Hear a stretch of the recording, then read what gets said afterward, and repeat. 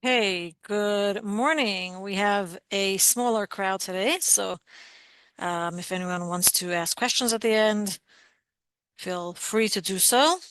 And we are going to be starting chapter 17. Chapter 17 is actually not such a long chapter. Very, very powerful lesson for us in this chapter. Very practical. This is a very practical chapter. And it's a chapter that's a kind of a bridge from chapter 16 to chapter 18. Chapter 18 starts a whole nother topic, and this is basically a little bit of a continuation from chapter 17, where we actually discuss the fact that a Benoni serves Hashem. We know that Benoni has two ways of serving Hashem. The Benoni serves Hashem through a love and a fear of Hashem based on understanding and producing a complete emotion. In other words, the Benoni has taken his intellect, he has learned about the greatness of God, and he therefore produces an emotion, and those emotions, the love and fear of Hashem, are wings which enable his mitzvahs to rise to the upper spiritual worlds. But last week, it wasn't actually last week, but last chapter, we discussed the type of avodah of a Benoni that is not really a full-fledged emotion, because that is obviously the ideal, to have a full-fledged emotion. But what if a person does not have the capacity to produce a full-fledged emotion, either because of his intellectual abilities or because of the root of his neshama? The Alter Rebbe says that could also be a reason, right? He can also have what is called a tvuna, which is translated as a conviction, an intellectual emotion. One thinks that intellect and emotion are two opposites, but you can have an intellectual emotion. In other words, you can understand the importance of having to feel love and fear of Hashem, even if you don't feel that in a full, complete way. And this conviction, this tvuna that a person develops or has, also can serve as the wings of the mitzvah, even though it's not a completely developed emotion of love and fear. And we explained in last chapter, this is because Hashem joins this emotion to the mitzvah. It's because of Hashem's help and your conviction that it is important that enables this to happen. Now, this concept that we spoke about in chapter 16 helps us to understand what Moshe Rabbeinu told the nation of Israel, which is actually on the title page of Tanya, and is the pasuk upon which Tanya is based, which is the following: Ki karev elecha hadavar ma'od. It is very near to you, the thing. What is this thing? In other words, to serve Hashem is very near and accessible. It is relevant and easy to do. Baficha or bilvavcha la'asoisoi. So we know that there are three expressions of the soul: thought, speech, and action. Over here, the order is a little bit different. The order is baficha, speech; bilvavcha, which refers to thought and emotion; la'asoisoi, and action. And this verse really means, you don't need complicated interpretation. This verse really means that it's easy to fulfill all the mitzvahs of the Torah with the three garments of the soul. But it actually seems very contrary to our experience. And in this chapter, the Alter Rebbe validates that. He says, it seems that it is not so. It seems that it is hard. Even though Moshe Rabbeinu said it's easy, it seems that it's difficult, right? The Alter Rebbe actually validates our own experience in this pasuk, because it isn't in this chapter, because it is not easy to change our heart's desires for worldly pleasures to a sincere love of Hashem. That is the fact. And fear of Hashem is no small matter, says the Alter Rebbe. And how much more love of Hashem. Now, it is true that fear of Hashem as a default state, especially fear of punishment, is easier. But this is obviously not the kind of fear that the Alter Rebbe talks about in this chapter. We are talking about a fear of disappointing Hashem, a fear of separating from Hashem, a fear which is of Hashem, which is really the acceptance of the authority of Hashem, which means that if Hashem wants you to do something and you want to do something else, the will of Hashem comes first. And this is not an easy job to fulfill. It's not an easy task to accomplish. But obviously, Torah is eternal. The lessons of Torah are eternal.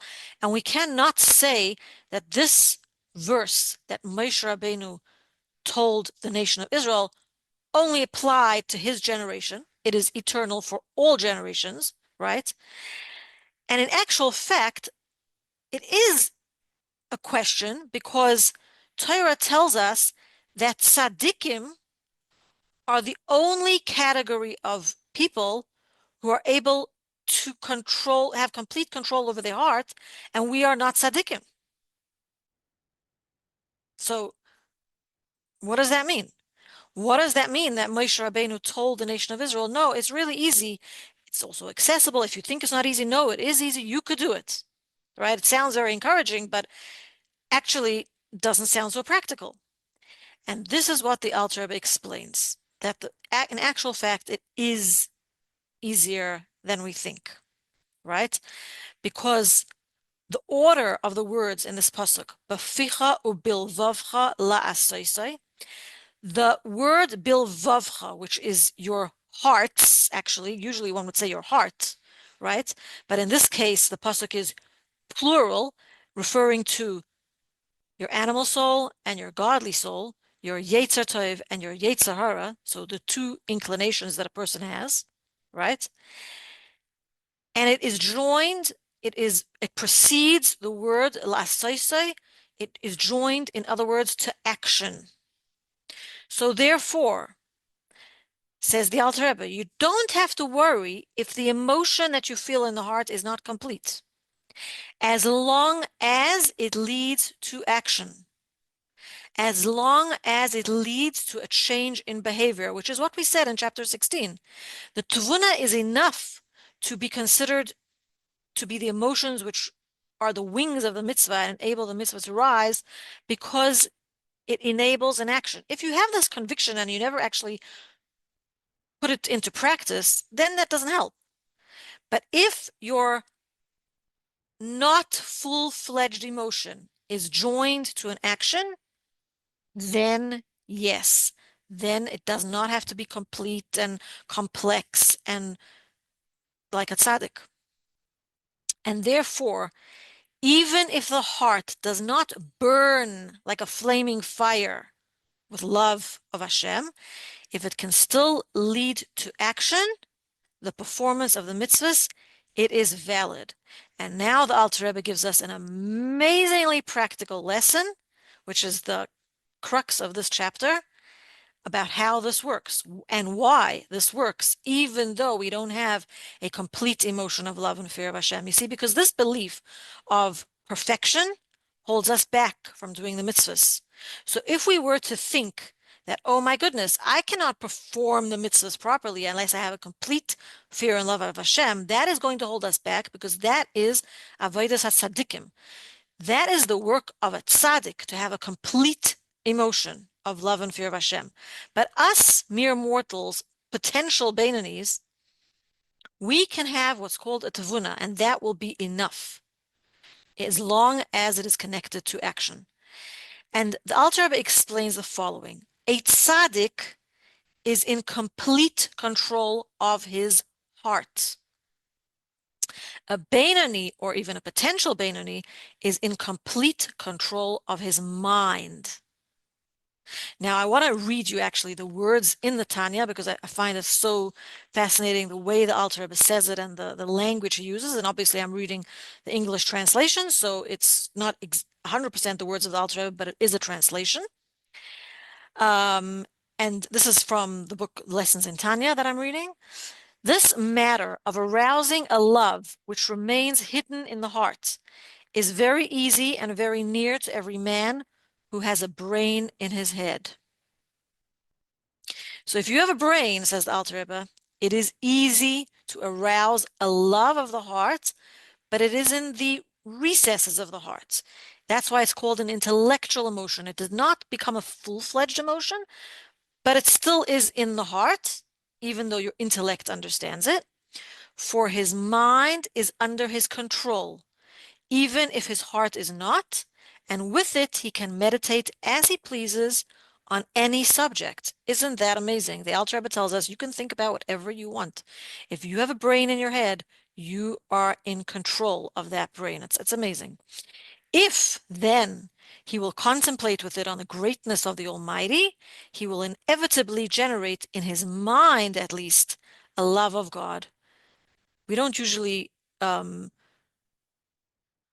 we don't usually connect the mind with emotions, but here the Alter Rebbe does, because it's this tavuna, a conviction, to cleave to him through the performance of his commandments and the study of his Torah. So it has to be connected to action.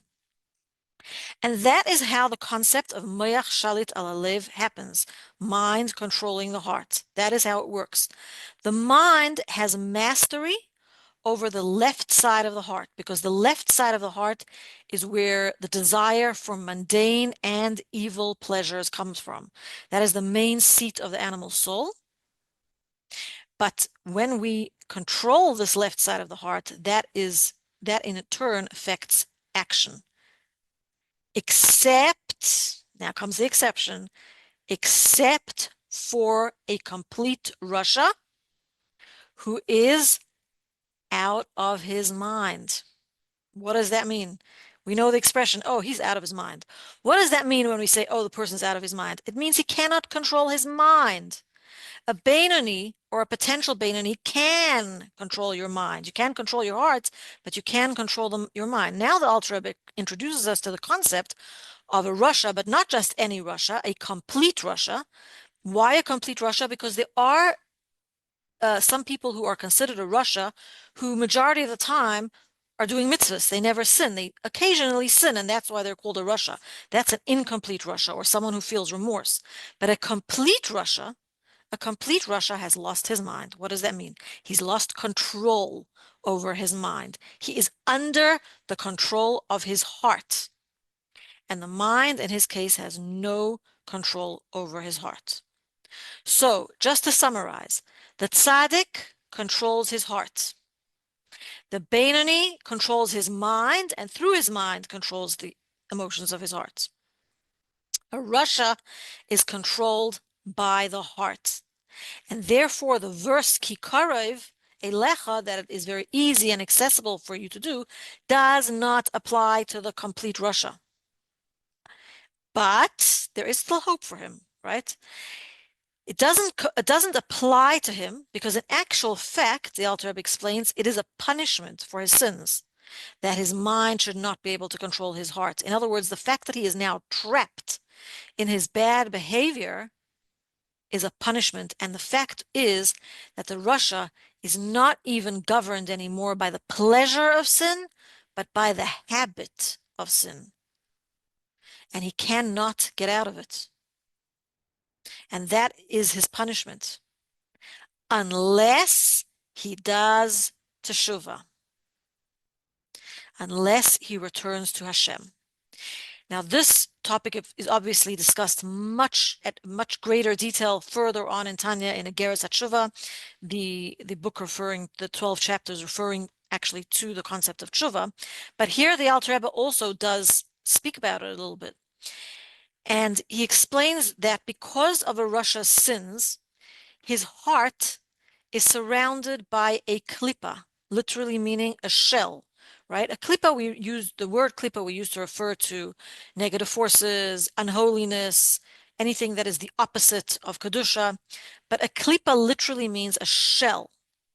So there is a thick armor keeping his heart from being influenced by the divine soul. So in other words, even though the light of the divine soul is great and bright, it cannot penetrate this Rasha's heart because there's this armor or shell protecting his heart, and the divine light is not able to get through. unless he becomes brokenhearted. When a person becomes brokenhearted because of his sins, the shell that surrounds the heart becomes cracked. That's the literal meaning of brokenhearted. That the protective shell not letting the light through now becomes cracked and lets the light through. That's the meaning of brokenhearted. And actually, the Alter Rebbe describes klipa as an iron curtain which separates himself from Hashem. That's pretty like strong language, meaning that klipa is really hard to get rid of. And elsewhere in Tanya, the Alter Rebbe describes how one can actually become brokenhearted and to break this shell in order to let the light of the divine soul get through. Right? So what exactly is brokenhearted? Very briefly, the Alter Rebbe describes in this chapter. Later on in Tanya, he goes into further detail. But it's a bitterness and remorse for his sins. In actual fact, this actual sin is the impetus for him becoming brokenhearted because he realizes how absolutely far he is from Hashem. He's reached a place where nowadays we call rock bottom. He like just doesn't see a way out and he becomes brokenhearted. And his arrogance is humbled. In other words, that is what is implied by brokenhearted.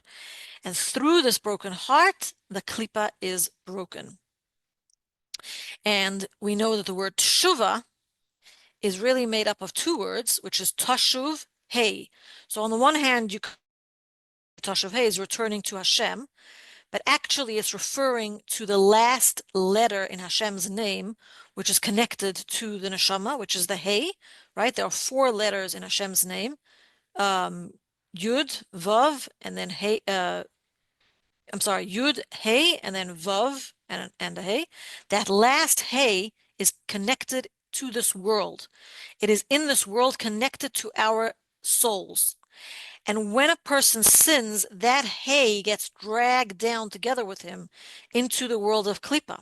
So as a result of Tshuva, it is as if you are putting back the Hey in its rightful place. Because when you sin, you drag down the Shekhinah with you, basically into Golus. Golus means a place that a person doesn't want to be. Hashem doesn't want to be in Golus, but since he is your life force and your neshama is connected to his name, because it came from the interior of Hashem, when a person sins, we drag that letter of Hashem and the accompanying Shekhinah into exile. The soul is drawn down into captivity in the animal soul. It is imprisoned in the animal soul, which is enclosed in the body. And when doing tshuva, everything rises up again to its rightful place. And this is in a nutshell this chapter. I think there are two very, very important takeaways in this chapter. Number one, we are in control of our minds, right? Many, many times people say, oh, I can't change what I think. Guess what? The Alter Rebbe is here to tell you, you can change what you tell yourself and thus change your emotions. That's number one. And the second takeaway from this chapter is that a broken heart is a good thing. It is a good thing if it motivates you to come closer to Hashem. Obviously, if it paralyzes you, that's a different story. That's sadness, which is discussed in chapter 26. We will get there. But the brokenhearted or merirus, bitterness that is mentioned in this chapter and serves as an impetus to tshuva and to let the light of the divine soul influence the animal soul, that is a good thing. Okay, so do we have any questions, observations? I have a question, Hannah. Thank you. You mentioned a pasuk at the beginning. What was it, The please? pasuk that the entire Tanya is based on. It's actually on the title page of Tanya, which is the pasuk that Moshe Rabbeinu told the nation of Israel, Ki karev elecha hadavar ma'od. It is very near to you, the thing, meaning doing mitzvahs and learning Torah. B'ficha ubilvavcha la'asosei, in your mouth, in your heart, to do it. What parsha is that from? Eicha or No, it's in the Chumash. It is in the Chumash where exactly the parsha I could tell you in a minute. it's right? I think it's in Devarim. One Yes, and I second. imagine Devarim. Akever. It's in Devarim. It's in Devarim. Here you go. One second, one second. Vayeschachan. Vayechanan. Yes, it is in Devarim. Yeah, it's in Devarim, chapter 30, verse 14. Okay, thank you. And one more question about the heart. You mentioned the left side of the heart. Yeah. Why is it the left side of the heart? So that's a very good question. We know that the animal soul and the divine soul have their main locations in the body. So the divine soul's location is in the brain, and the animal soul's location is in the heart, particularly in the left side of the heart. Why the left side of the heart? Because the emotions that are produced from the divine soul go into the right side of the heart. And the hope is that the right side of the heart should become so full of healthy emotions of love and fear of Hashem that they overflow into the left side of the heart, thereby transforming and influencing at least the animal soul. Thank So you. it's like the heart has two sides to it, the divine side and the animal side, even though the main seat of the divine soul is in the brain, in the intellect. But it also has an effect on the heart. Thank you. Akana, I have a question. Sure.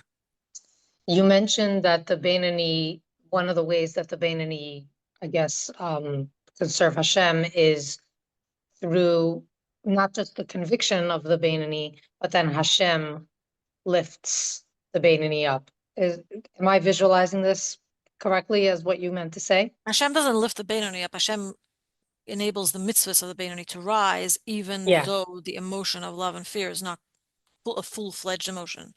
Okay, so what I hear you saying is that the work of the Beinani is to feel all the feels, right? To be fully invested in emotionally into a mitzvah. No. Well, okay, The avodah of the Benoni is to be in control of his mind. okay. So how does that connect to being fully to having full control of emotion? Okay, the only person that has full control of emotion is a tzaddik, Right, right? And that is not our avodah. So the Benoni does produce emotion, does influence his emotions, but he does it through his mind, and that is his avodah. So does he feel the feels, as you said? Yes, he does, but he acknowledges that that comes from the Yetzer Hara, that comes from the animal soul.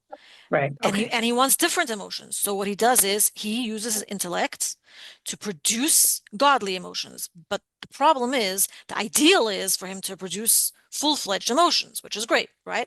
The problem is that if we were only to rely on the fact that we can produce full-fledged emotions, that would hold us back because some people are not capable of that, or we don't want to wait until we have a full-fledged emotion. So that's why one of the techniques, and let's say, for example, next chapter, we're going to learn about Ahava Mesoteres, the hidden love that everybody has, right? But we're not up to there yet. One of the techniques to have love and fear of Hashem is to have a conviction, which starts with a mind, to control your mind, and then your mind is automatically going to control your emotions, but maybe not full-fledged, but as long as it affects the actions. Because to remember, a Benoni's avodah is to control the expressions of his soul in thought, speech, and action. So it doesn't actually matter if he has a full-fledged emotion or not, as long as he's just doing mitzvahs and not doing averas. But he does it through controlling his mind, not his heart. you explained that again so nicely, so thank you. Okay. Everyone has to remember also, there's actually a mitzvah, like the lo yisasuru acharei levavchem, do not follow your heart. So if people say, what is your heart telling you? Say, no, no, no, I want to know what my brain is telling me, right?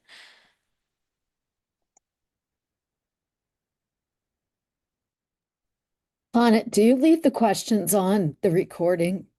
Yes, this is on the Good. recording. Thank you. This is on the recording, yeah. Okay, anybody else?